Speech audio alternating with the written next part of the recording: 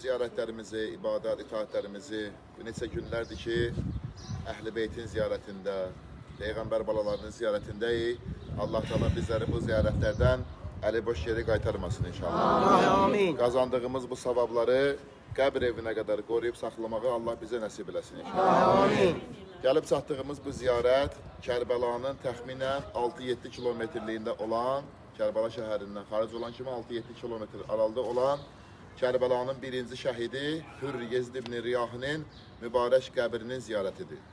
Bizlər də bu ağanın adını adətən Hürr Dilavər kimi beləcə səsləndirirlər.